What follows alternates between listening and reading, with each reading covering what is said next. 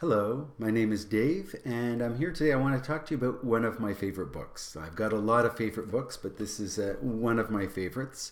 It's called The Four Agreements, and it's by Don Miguel Ruiz. So it's a Toltec wisdom book. So I don't know if you've heard of The Four Agreements before.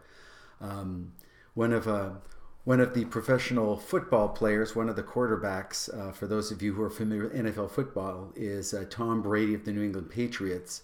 I think I read somewhere where he swears by this book. He says he actually rereads it every year. Now, me and my son are huge New York Jets fans, so we don't think of the New England Patriots and Tom for any inspiration. But in this case, Tom, thank you, man. This thing's really been a game changer in my life. It's been tough though, so I'll tell you, it's hard. There's four agreements in here. I'm going to share what they are. I'm still practicing on it. I'm still making mistakes. So I'm going to share them with you. And I have a question for you at the end. I'd like to know which one you think would be the most difficult to agree to.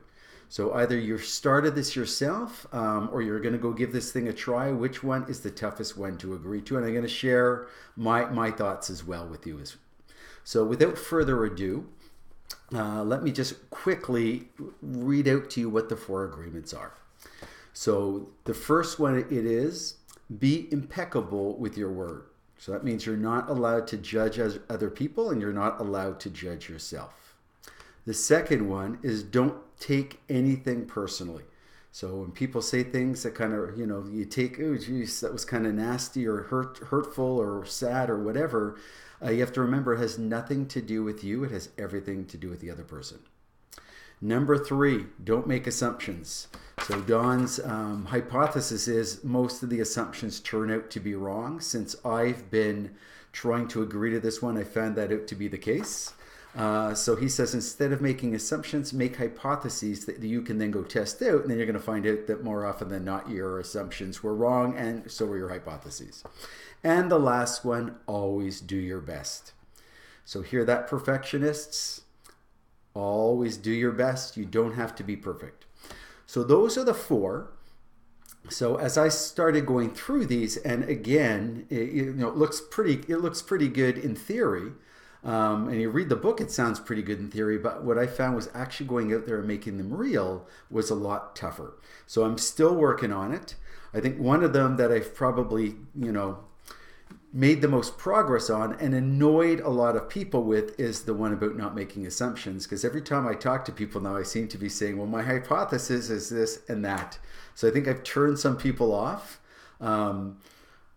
Maybe even my kids. I thought maybe my kids, because but they're stuck with me. And it was funny, the other day my daughter was trying to talk to me. She says, Dad, I have something I want to share with you, and she's having trouble getting my attention.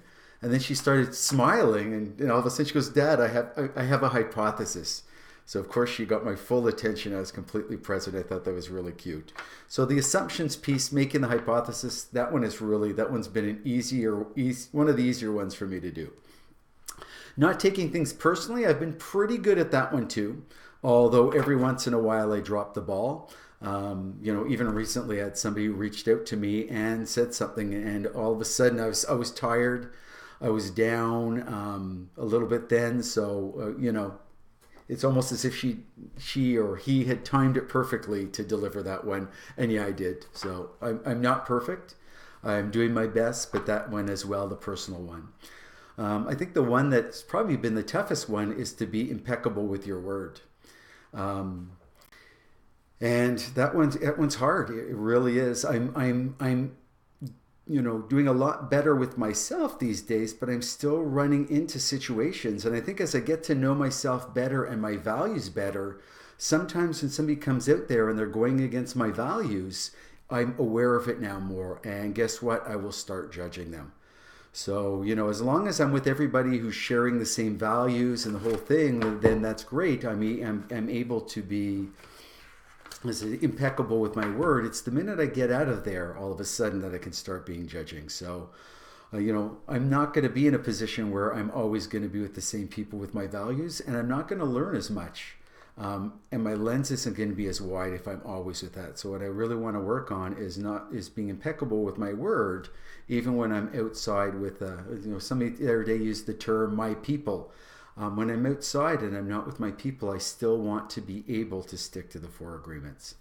So there you go. That's my 5 minutes now on the four agreements. I would love to hear from any of you as to which have been some of the ones that might have been more challenging for you.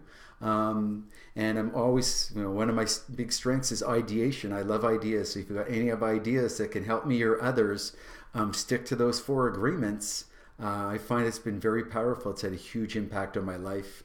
Again, so thank you, everyone. Thank you. I've got some friends from Mexico who I reached out and was thanking them. It's from their culture. So thanks for the contribution from your culture. And thank you to Tom Brady as well.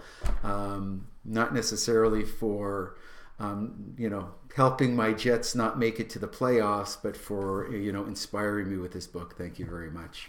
Cheers, everyone.